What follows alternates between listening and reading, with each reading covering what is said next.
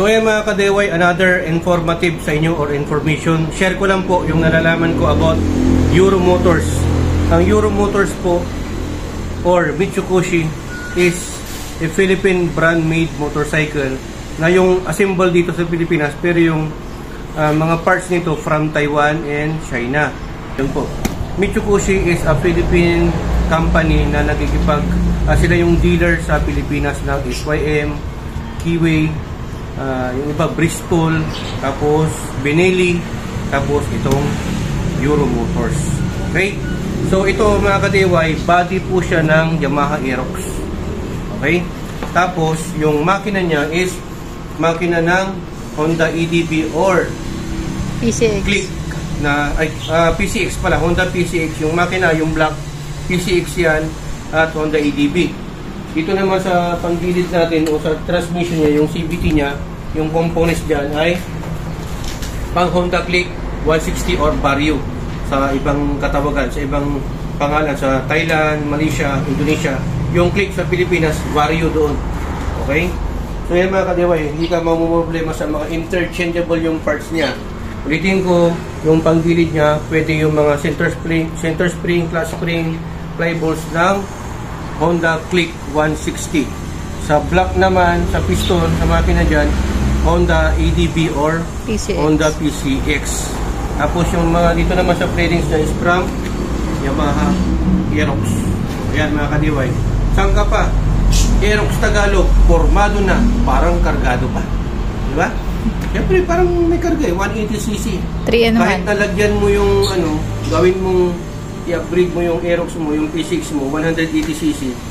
Ang tinatakbo nito sa mga stock, 155 kg, tapos may angkas na 40 to 50 kg. Kayang manakbo nito ng 140. Stock to stock pa po yung makina. Lalo pag i-upgrade mo pa to. Pag i-remap mo pa, lagyan mo pa, palitan mo yung panggilid niya. Palitan mo ng tambutso, baka mag 160 to or 170. Mabilis po siya mga kadiway. Dumadambag po siya, very aggressive. So ayan, short review lang po para okay? Saka na natin i-full review to kasi hindi ko pa na-try sa bulubundukin kung paano po yung cornering niya, yung banking niya, yung take-off niya, yung mid-range niya, yung top pin niya, yung pinaka-top speed niya kasi hindi ko pa po na-top speed to kasi under warranty. So yung mga kadeway, sa Aerox kasi yung mga version 1, version 2 front brake lang po, disc brake ito, kina mo. Pasensya na kayo, medyo malikabok ha. So, naka-disc brake na yan, naka-dual disc po siya. Tapos yung rear shock absorber niya nakabaso, adjustable pa po yung mga kadeway. Okay, pero hindi ko pa na-try na i-adjust. Diba? Tapos yung niya, brake po niya, tingnan mo naman, naka-dual piston niya.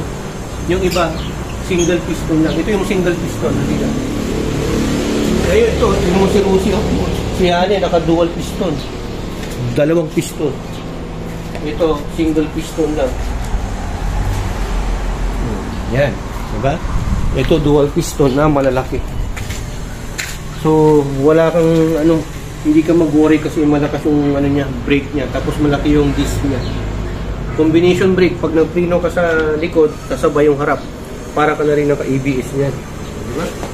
Tapos naka-liquid cooled na radiator niya. At naka-swing arm pa. Just in case, wag naman sana, lumuwag yung dito niya, yung bolt, hindi mababaklas yung gulong kasi mayroon to. Dual piston din dito or dual pad. Dalawang piston. Galing, hindi. Formado na, parang kargado pa. 3-in-1 lang yan. Parang kape mo lang. Babaga. Hello everyone, it's me again, Burntime, DIY TV. Panibagong araw at panibagong vlog na naman tayo mga ka-DIY. Sa araw na to, may kundi tayong i-share sa inyo dito sa Griffin 180 natin.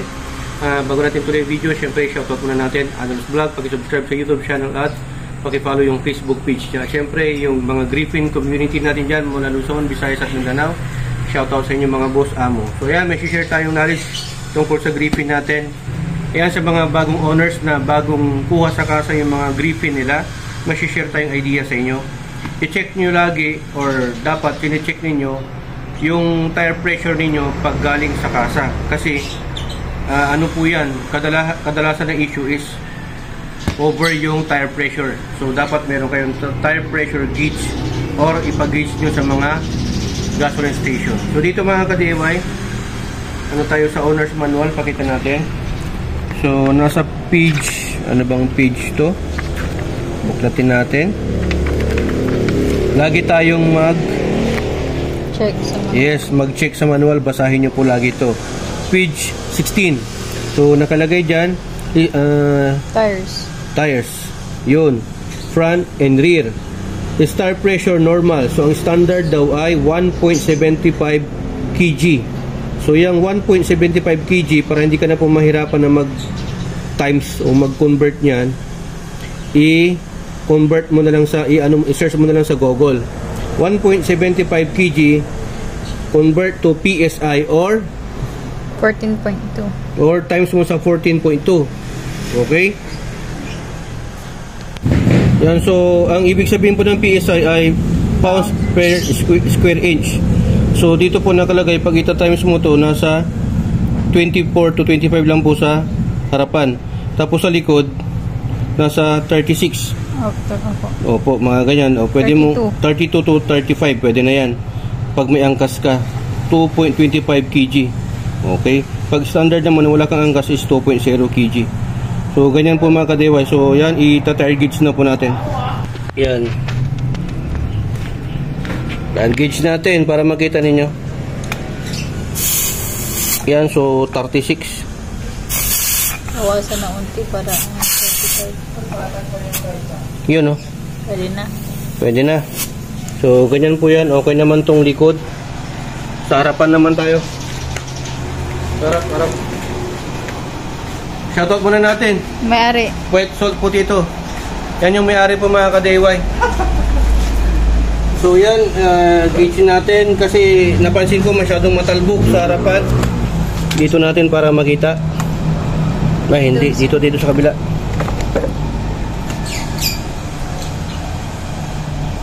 Grabe, 52. Sobrang pagmamahal gaya ng ex mo. So bawasan natin. Dapat kasi na according doon sa manual, dapat nasa 24 lang siya. O pwedeng gawin na lang natin kahit 30, di ba? Kasi pag masyadong matalbog, kawawa yung mga bearing mo. Tapos yung knuckle bearing 40 pa yan masyado pang yan. Masyado nilang napahanginan sa kasa. Yun, so okay na yan mga ka-DIY, nasa 30 na po siya.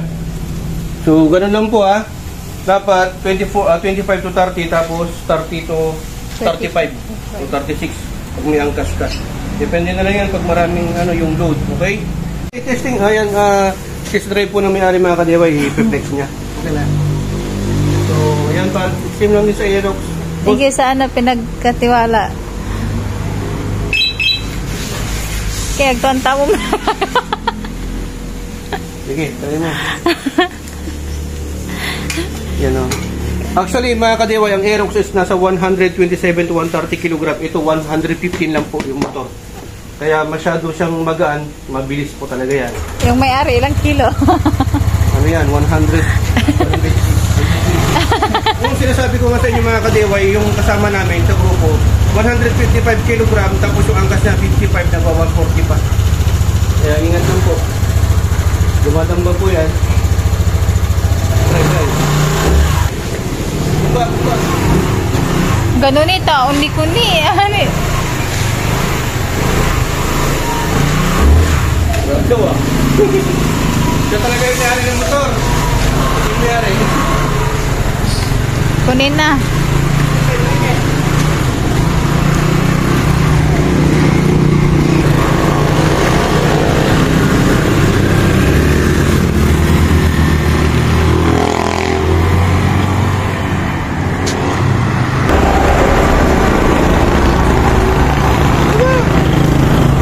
Matipid na bro, 45. Anong experience ko sa dito? Malakas siya guys. Ang iba sa Bicol, makamay. So yan, sundan nyo lang process. Tapos, syempre, ingat na po kayo sa pag-DIY dyan dito sa HPT. Dalawa lang po meaning ng DIY, do it yourself at destroy it yourself. Dito sa HPT, natuto ka na, nakatipid ka pa. Dahil sa HPT, sharing is Sharing. So, shoutout muna natin ulit, yung may-ari ng motor. Yun, no? Basta na si rin. Yan, maraming salamat. Tugatong Pinaglory, Burn Times. Signing off.